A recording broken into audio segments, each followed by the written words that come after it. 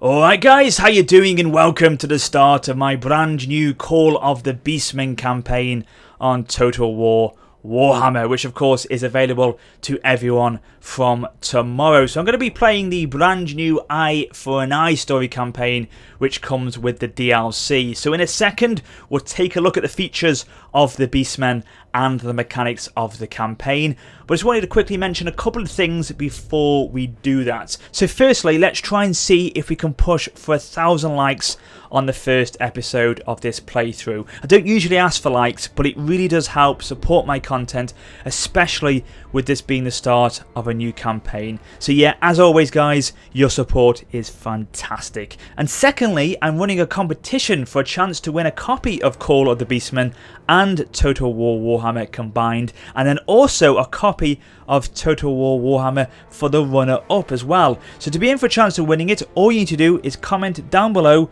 with a name suggestion for one of my units, heroes or lords that I recruit, and the best, most inventive entry will win the prize and have their suggested name placed into the campaign, and the same for the runner-up as well. So good luck, I look forward to seeing your entries, and you have until tomorrow the 28th of July at 6 PM British summertime to enter. So you have to be quick, and then I'll message the comments direct who have won. So make sure you have email notifications turned on for your YouTube comments. And that's it guys, so let's take a look at the Beastmen before we begin. Okay then, so looking at their race mechanics here, you can see that the Horde armies in close proximity will not suffer from infighting, which is fantastic because I really did not like that with the Warriors of Chaos, so that's going to be good. Bestial Rage penalties for any positive diplomacy conducted, so they want us to be basically at war with everyone by the sounds of things. The faction has no settlements, well we know that is a Horde faction. Infrastructure and military improvements are linked to each individual Beastman Horde, so much like the Warriors of Chaos there. And then corruption, chaos corruption can be spread in enemy territory, leading to public order problems and even chaos rebellions. So again, much like the Warriors of Chaos campaign. So the top units that these guys have are the Cygor, which are a specialist artillery unit, which I've seen these guys in action already. They basically just throw giant rocks at enemy troops, and you can imagine with this massive Cygor unit, he will be pretty powerful in melee as well, you can imagine. So that's him. We've got the Razorgore Herd, some monstrous beast cavalry. And then we've got the Minotaurs, which are armor piercing and no forest penalty. So very powerful, monstrous infantry. So their playstyle, Confederation options allowing other Beastmen tribes to be merged with Kazrak's Warherd via diplomacy. So that's really good. Get all these sort of Beastmen tribes together to unite and push against the enemy. Aggressive unit roster with a variety of beasts and monsters. And we've also got strong diplomatic penalties with almost all factions, which I'm not surprised about.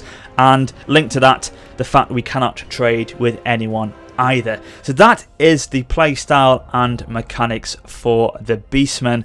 So here we go guys, as you can see, because we're playing the Eye for an Eye campaign, we can only choose Kazrak the One Eye as the Legendary Lord for this playthrough. If we were playing the Grand campaign, however, we could choose either him or Malagor the Dark Omen.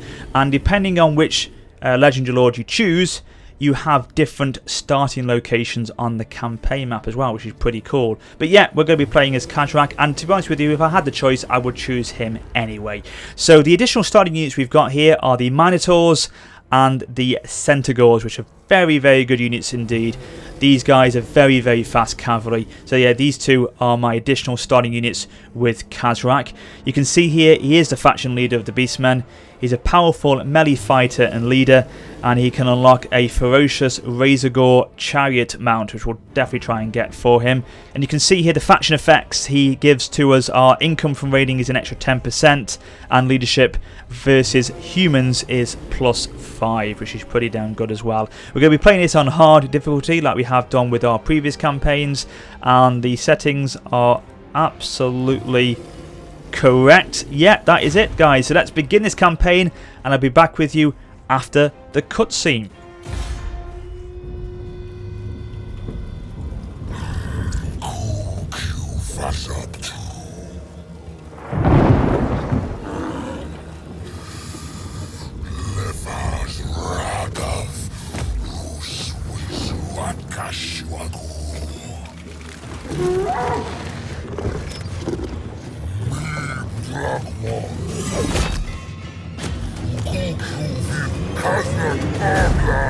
Control path.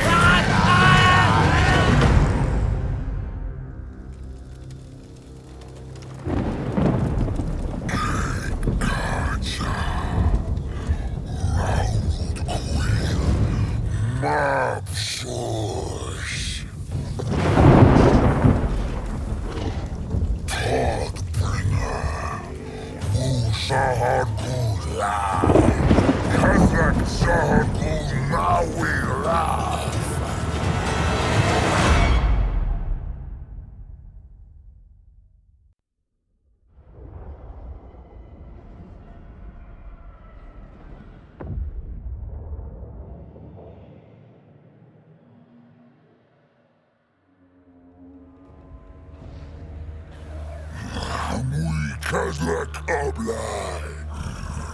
Yapswi Mab Safu.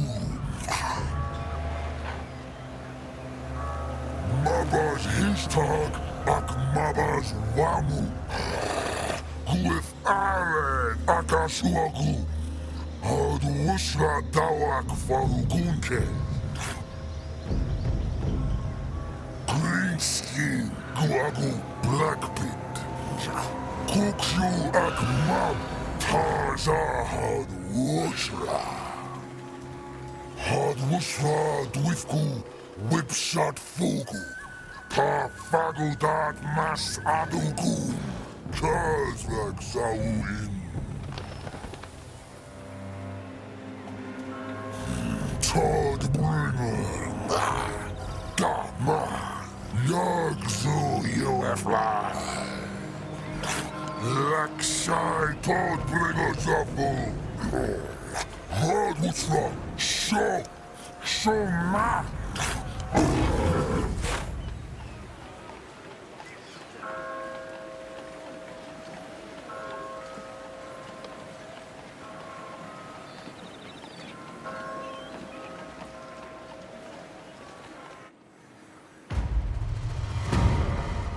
So there we go, guys. Thank God for subtitles, because I could not understand a bloody word he was saying. But that's the point of it. You're not supposed to, I guess.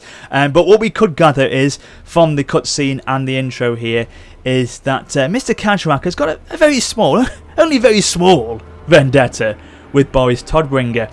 And we will ensure in this campaign that that vendetta is seen through to the bitter end. So let's crack on. So we've got an objective here that's been issued to us on the take. There are yet those who have not yet learned Kajrak's name. How dare they?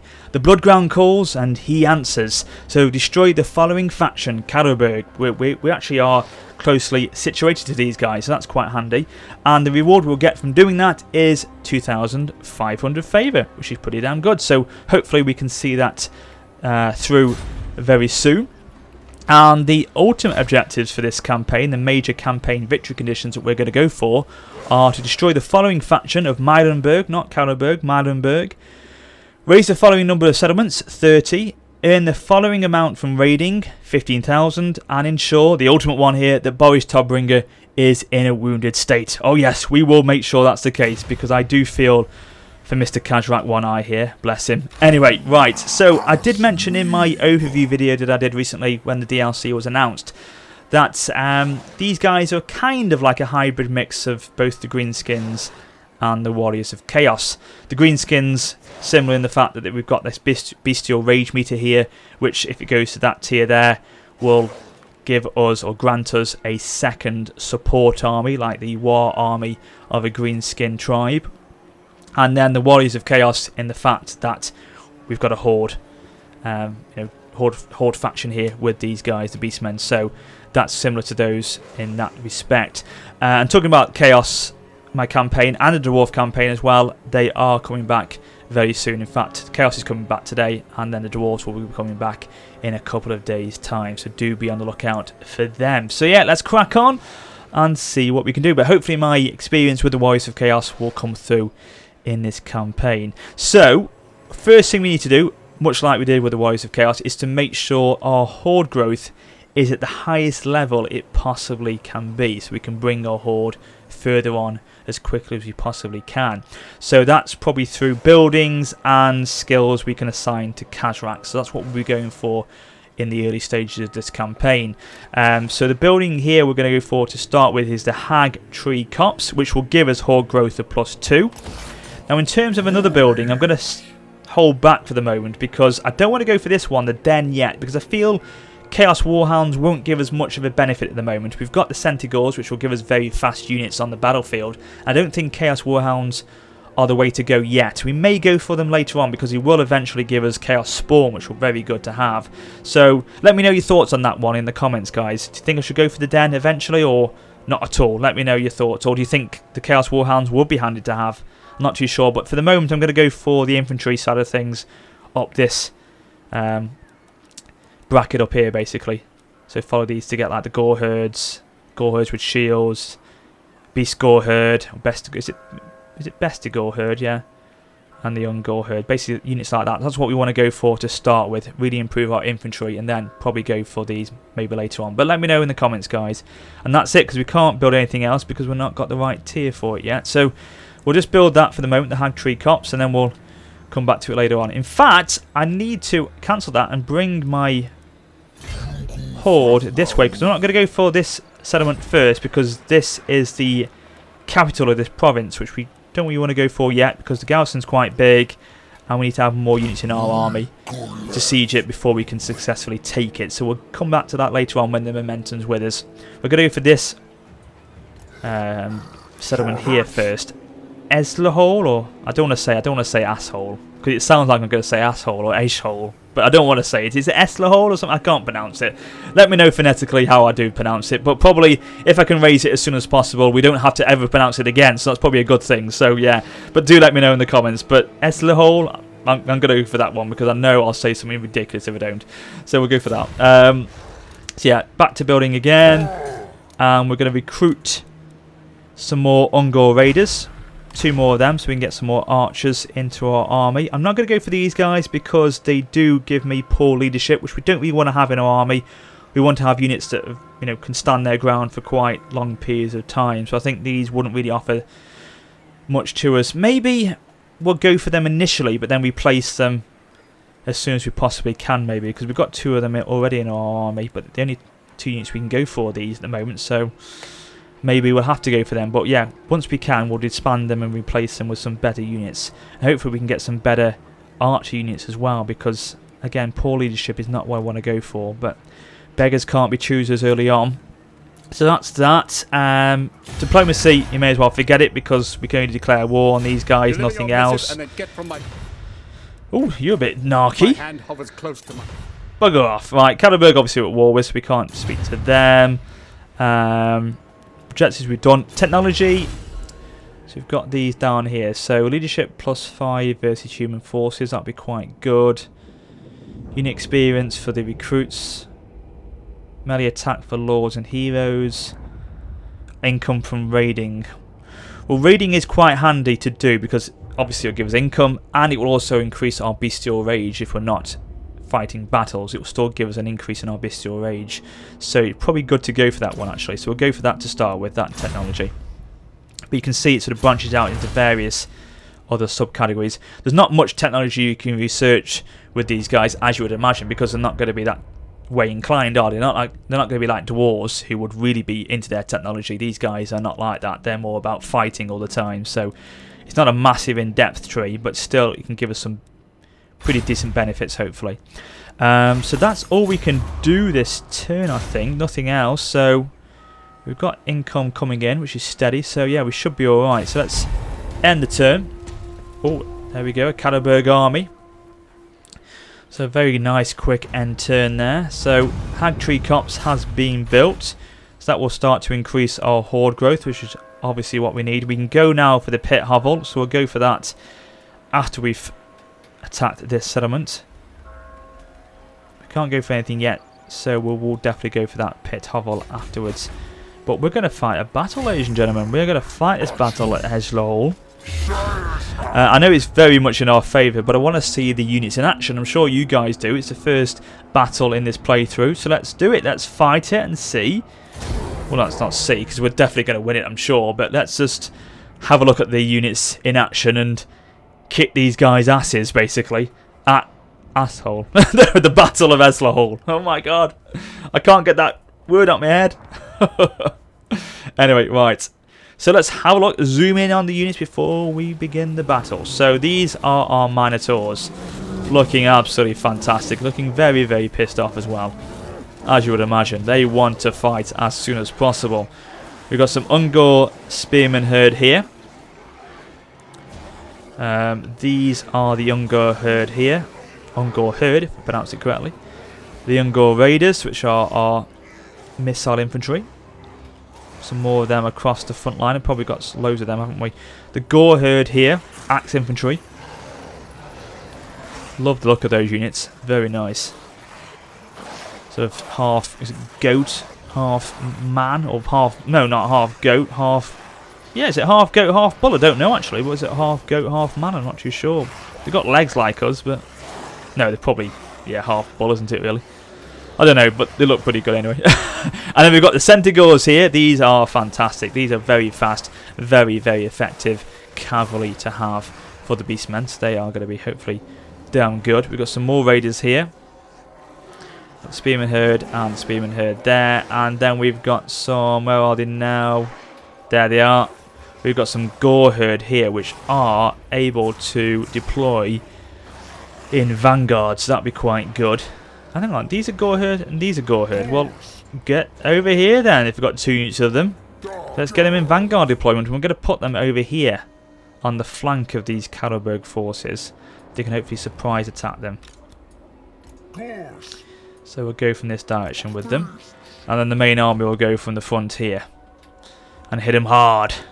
While we hit them on the flank at the same time. So we've got these 4 units of Ungor Raiders. We'll put them into the front line to get some fire off. 2 units of the Spearmen in the middle. Hopefully they won't have to be used that much with our poor leadership. We'll get the Minotaurs on the flank. We'll get the Centaurs on the other flank. And of course as well, we need to make sure we have a quick look at Kajrak the One-Eye, because I haven't yet. Here's the man himself. Hello, Poppet. So there's his eye. His eye's on the left, but he's got no eye on the right. That's the one that's missing. Right, so that is Kajrak the One-Eye. So enough chit chat, let's begin this battle and see what we can do. Let's put these in a line actually. Okay, let's begin the battle. Move forward and smash them to smithereens. Look at these Centaurs, they go really quick. Look at their speed as they get going. As you can see, one of their traits is the fact they are very fast. And they've got vanguard deployments as well. Balls, I forgot about that. If I'd known that, I would have put them over here to begin with, but not to worry. They're getting their shift on as it is already, so they should be fine. Let's move these guys across now. Begin distracting them on the right flank there as well. But this should be a very straightforward battle, to be honest with you. It shouldn't take too long, let's be honest with you. It's not going to be a difficult one, but it's a battle we have to fight because we want to see these guys in action, of course. To see them in the field in all their glory. Kajrak the One-Eye leading from the front there, I love it. So the Minotaurs, they are in position. Keep moving forward, chaps. I love, you'll see in a second when they charge. You look literally, as you would have, guessed really, they charge in like bulls. They really do leap in and smash the units to the ground. It's an amazing sight, and we'll look at that when we charge in a second. It's so good to look at. Right, so Karlberg in a bit of trouble now because they realise that we're hitting them from the front and from the flanks here. So yeah, they're going to be in a bit of a pickle very quickly. So let's just move forward again. Here we go. Here comes the volley fire from our raiders. Taking down those swordsmen pretty damn quickly. So we'll pull back. Let the infantry take over. Okay, now we're going to hit him hard now. From the side and from the rear with the Centaurs. Here we go. Watch this, guys. Watch this.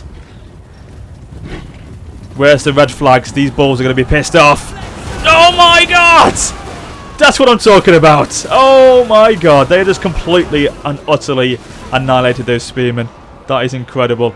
So we've actually got some engagements kicking off now, which is excellent. So we'll get these Gorherd to come around the back now to start hitting the flanks. They've already wavered to get the Minotaurs to go across now to hit these on the side as well. Watch the impact yet again. Here we go. The Seeing Red. Oh, that's fantastic. Wavering very quickly, causing all the units to chain route now. There we go. It's a victory within a matter of seconds, guys. Let's end the battle. That was a complete and utter annihilation. Just showing the magnificent power of the Beastmen. So 42 losses, and they lost 287. But we didn't need to carry it on because, of course, it is a siege battle or a settlement battle. So we could just finish it off right there and then. So lovely. So we've got two options we can go for here. We've got Raise and Defile, which will give us Chaos Corruption of 100, Horde Growth of +8, and of course it raises the city to the ground. Or we can go for Loot and Raise. Well, our loot or our favour in total is quite good at the moment, and we're getting quite a positive income per turn as well. So I'm going to go for Raise and Defile, which will help us massively with our Horde Growth. So we're going to go for that one. So it basically erects a monument where the city once stood. So we've got Talisman gained, Chalice of the Dark Rain or Chalice of Dark Rain. Ability reduces the accuracy of any effective combatant, so -20 accuracy for the enemy. Good. So there we go.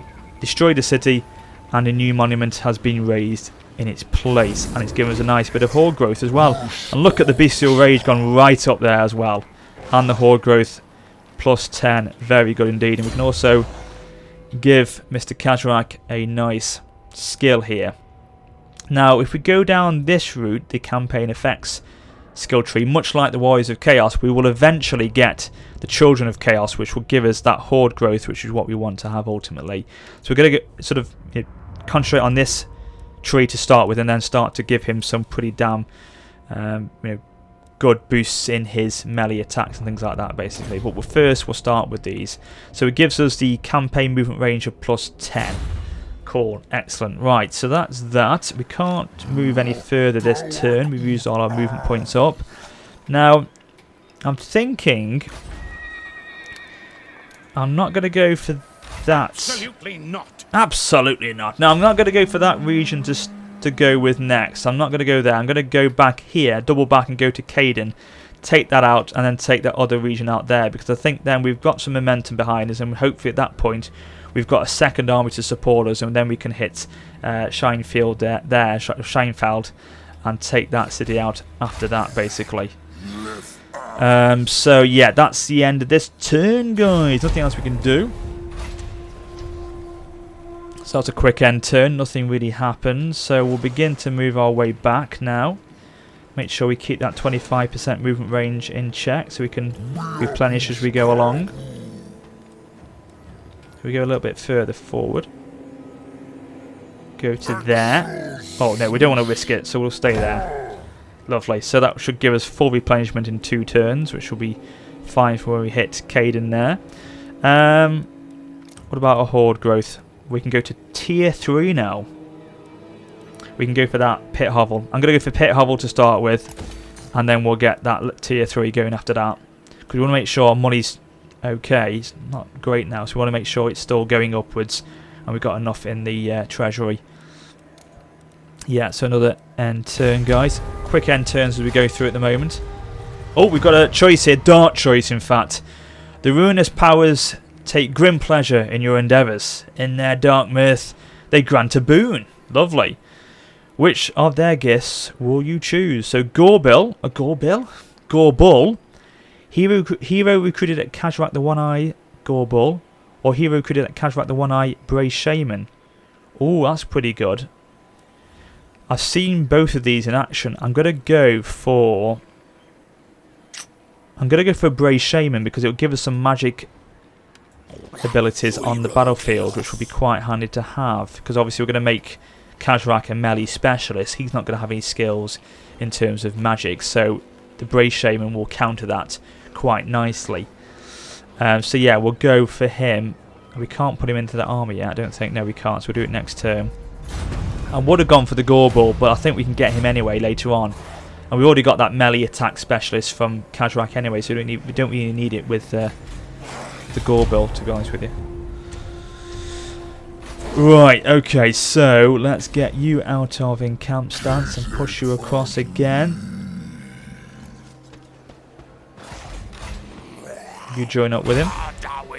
Embed him into the army. And then we'll go back into encamp. Now we've got that building complete, so we can now recruit some slightly better units here. So we've still got poor leadership. These haven't though, the Ungor Herd, and these are the ones that have the Vanguard deployment. So in terms of abilities, if we look at them against the Spear Infantry, they get better leadership, obviously, better melee defense, and better weapon strength and charge bonus. So really, but the thing is, these are anti-large, so they do offer some benefit at the moment. So we'll keep the Spearman Herd in there for the moment, but to be honest with you, when will we ever come across large units with the Empire factions? Probably not for forever, in fact. Will we? No, I don't think we will, maybe. So yeah, we'll keep in there for numbers for the moment. So we'll go for some Ungor Herd. Maybe they would offer something better than the... Oh, they would actually. They would actually be a better variant of these guys, actually, because they have shields. So they would offer a slightly better melee defense. And obviously, yeah, with them being shielded, they offer better support and protection. So you may want to replace them, Warrior. Actually, yeah, we'll go for that. We'll probably replace them next turn. Okay. Right, so nothing else we can do. Again, sorry for the quick turns, but it's going to be like this for the beginning of the campaign, I think, just until we get ourselves going. Right, so everyone's back to full strength. We can now attack Caden. Keep this momentum going now, guys. And we're going to auto-resolve this one because it is very much in our favour. That was a really nice, easy victory. We only lost 48 men. And I'm going to go for loot and raise in this case because we need a bit more money in our treasury. So that's good. We've got a follower gained for our Bray Shaman. Increases our Winds of Magic Power Reserve by +8. And we've got a bit of extra Chaos Corruption. So let's assign those followers right now and give Kazrak the increase in his skill. So hang on. So income from raiding another +3. Upkeep 4 units -3. That would be quite good. We'll go for that. Blessed by Evil. To get our favour a little bit higher, basically, with the upkeep going down. And then let's assign the follower. He's already got him. He's already got him. Done and dusted. Nothing had to be done there. Has Kazrak got the follower as well? He has. Lovely stuff. And he's also got the talisman as well. Job done. I didn't need to do a thing then. Fantastic. To technology, we're still researching that. And yeah, another end turn, guys. Man Brew. The Centre Gorge raid a nearby brewery, bringing back barrels of managed beer. The horde gathers to slake their thirst. Sober for once, leadership +5 for 3 turns. That's very good. Very good indeed. Right, so these guys, Ludwig has got a small army there. He's got great swords. Won't be easy to take down. And he's got a small garrison. A garrison which I feel we could take, actually. We could take quite easily. I'm going to go and just replace these very quickly with the shield variants. And then I'm going to get some more Ungor Herd, and then we'll attack that settlement. So we'll stay here just for a couple of turns. Turns don't take long anyway, do they? So we're not... Oh, hello! Oh, no, yeah. Are you moving? Are you moving away? Oh, that's wonderful. Haha. You just completely open yourself up for an attack now. So technology research, wonderful. Oh, and this is a new mechanic or new feature of the Beastmen campaign, the Dark Moon. So every sort of few turns, a full moon will arise, and you will get the choice between these 4 here. So if we get this, all damage units will be fully replenished, but our horde growth takes a massive hit of -20. Bestial Rage for 3 turns of +10, but then our upkeep goes right up by 33%, so we don't really want to go for that one. Winded in Battle for 3 turns, but then we get campaign movement range of +50. Or Beastly Inclination, movement range is reduced by 50%, but then weapon strength and melee attack is significantly increased. Ooh, that would be handy. I know we'll take a hit with horde growth, but then that will be really handy because we'll get straight away all units we fully replenish. I'm going to go for that one. I'm going to take the hit with the horde growth just for a little bit. In terms of our technology now, oh, that's good as well. That's good. So that will help when that sort of benefit, that bonus is gone from the full moon. When it's gone, this will sort of help a little bit to replace it with the casualty replenishment rate being +3. So we may as well go for that, and then we'll go back to these main chains after that. So we've done it. We've actually recruited, haven't we? So we've done that turn. So we can go across and take this region out now, hopefully. So it's another easy battle. We'll quickly fight it, guys, because I want to just fight one more battle before we end the episode and finish off our first part today. Hopefully we'll get some bigger battles going on once the AI have got some armies behind them.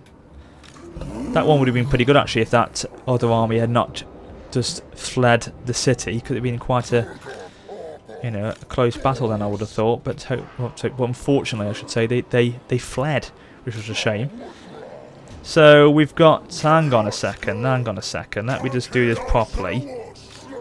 So the Ungor herd, they are going to go into Vanguard deployment once more over here. There they go, over there.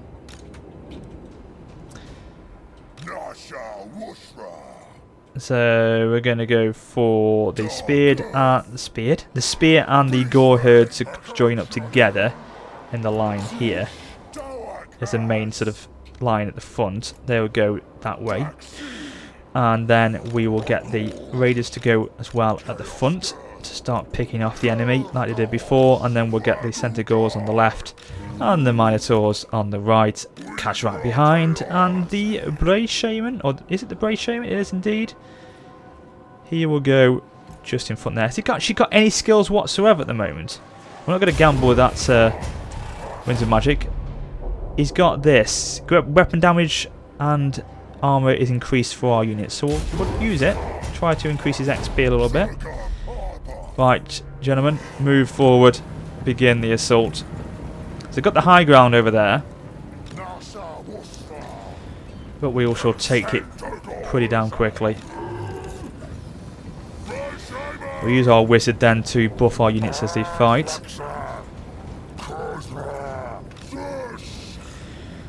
Move, move, move. Love how fast these units are. Definitely I feel this is the closest, in fact the best kind of rush army you're going to get in Warhammer. This faction, the Beastmen, they are definitely your rush army build for this game, most definitely, because they will just get to you so quickly and overpower you pretty damn quickly if you're not careful. So yeah, definitely if you want a rush army, use the Beastmen. They are very, very good indeed for that. So they're coming forward now. Centaurs! Beastmen! Fast! Chaos!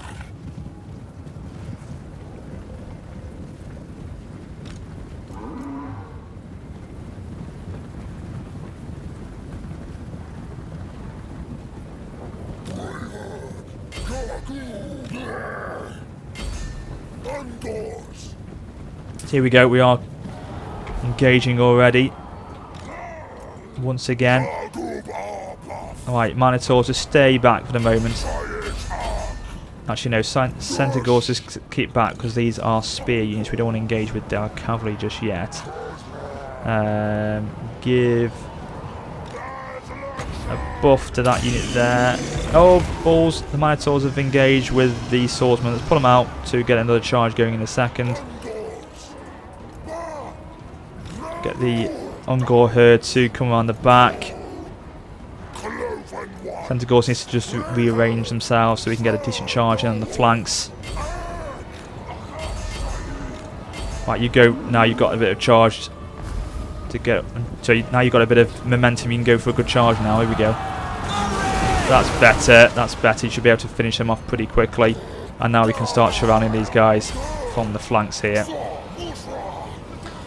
Right, Centaurs, your opportunity has come around to go this way. Move, move, move. Quickly, quickly, quickly. Let's get Cataract to go in. There's no units to... Well, actually, we need to reduce accuracy with us, so we'll leave them. Right, you stop firing, so Centaurs can go for a charge. How are the Minotaurs doing? Fine. Here we go. Ah, lovely stuff. That should cause them to rout pretty quickly. Pull them out. Get the Ungor herd to go in to replace. Bring these spearmen down as well. Going from this direction. Here we go. We've got them absolutely surrounded here. They're wavering. They've gone. So Minotaurs pull back. It's been a couple of battles that have been very, very, very easy so far. Hopefully the difficulty will get a bit more intense as we play out the campaign, because these two have been an absolute walk in the park. No challenge whatsoever. We lost 114 men, but that's nothing really when you think about it, because, I mean, I think once you get a very large army from Cadenberg attack me, we could have some difficulties, because they are decent units to face off against. They do cause us some damage, as you can see, but for the moment we've got too much in numbers. We need to make sure they get a big army to stop us eventually if they can, because very quickly we're going to get a second Bray herd in our ranks, because the bestial rage is very, very high at the moment. Now I'm going to go for the loot and raise again, because the effects of the solar eclipse are, or the when one falls, is countering the horde growth at the moment, so we may as well leave that to finish off at the moment. But look at this, you can see that total replenishment fully replenished in one turn, so that's going to be very good. And the bestial rage is nearly at that tier where we can go and get that second support army, which will be very good. So yeah, the Cadenberg need to get their arse into gear if they're going to try and stop us, because we are pushing through very, very quickly at the moment. Give our skill increase for our Blade Shaman. So we've got that. That will increase or decrease the duration of how long it takes to cool down. So we may as well do that, and then unlock some pretty damn good spells over here. Some damage spells and some buff spells for our units. Yeah, that'd be quite good, that chain will. So we'll go down that as we progress that character, which by the way could have a new name very quickly with the suggestions you give to us for the competition of Call of the Beastmen and Total War Warhammer. Don't forget, the competition ends 6 o'clock PM tomorrow night British Summer Time, where I'll then contact the winner, and then in probably part 2 or probably most likely part 3 then change the names of them. So yeah, this Brave Shaman could have a new name extremely quickly. So yeah, be sure to enter down below, and good luck to all that do suggest a name to me. But that is it, guys. I'm going to wrap up the part here. Hope you enjoyed part 1. As I said to you at the beginning, let's try and see if we can get 1,000 likes for part 1. It'd be fantastic if we can. Your support is massively appreciated. And as always, guys, thank you so much for watching. But until next time, this is Warrior Spotter for now saying farewell.